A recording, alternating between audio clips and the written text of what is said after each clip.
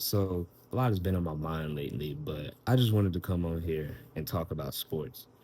Um, and obviously, y'all know what's going on really in the sports world right now. Especially, I want to speak more from a football sense. Um, so obviously, we saw Lamar Jackson lead the Baltimore Ravens to a win versus the Steelers. Played very well. Derrick Henry had a really good game. Rushed for over 180 yards. I think it was 189, or he darn near rushed for 200 yards versus the Steelers. You had the Buffalo Bills just absolutely, they showed how great of a team they are with Josh Allen. What an MVP race it is, right? With Josh Allen and Lamar Jackson. And then they're going to go head to toe in the division round this weekend. Um, Ohio State going against Notre Dame. I got not Notre Dame. I got Ohio State in that game. I think this is Ohio State's game to lose. They're just playing. I just feel like from a talent perspective, man, they're so talented. Their roster is just filled with five stars everywhere. Will Howard is playing the best football of his career. I think people don't really talk about and give Will Howard the credit that he deserves, man. For him coming in as a transfer in his final season and just leading, being doubted, and he had some games where it's like, is he the guy that's going to lead them to a national title? Right now, I think he's gonna be that.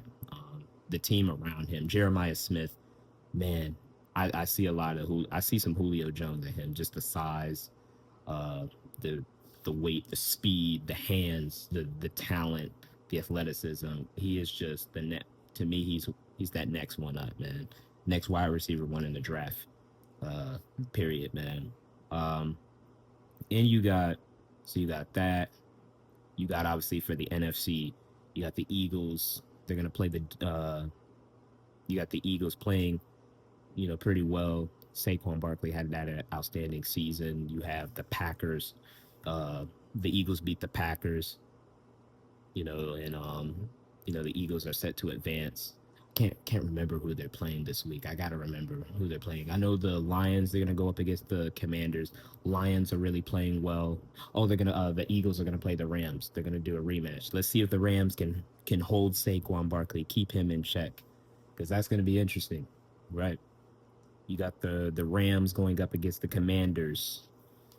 There's also again going back to the AFC. You got the Kansas City Chiefs and the Houston Texans going up.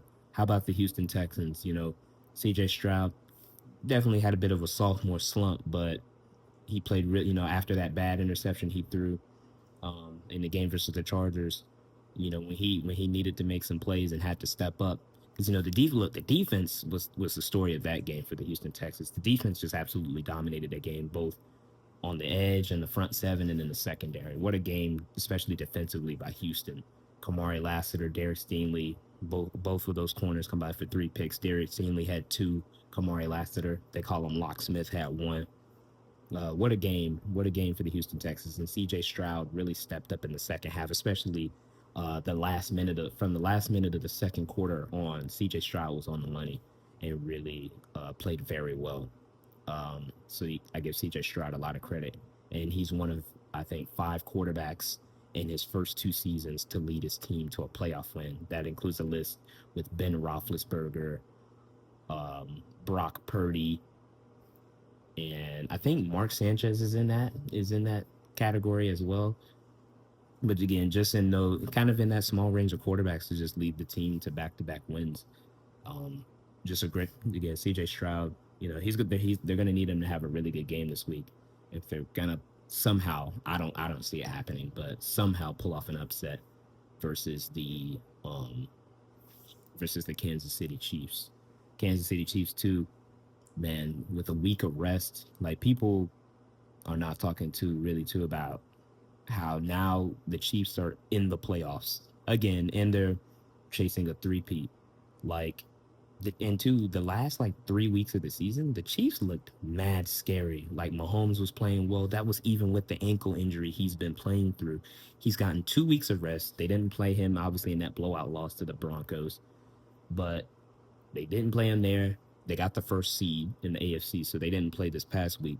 So now he's got 2 weeks of rest, and now You'll see him be more on the move. I think you'll see Mahomes be a bit more dangerous.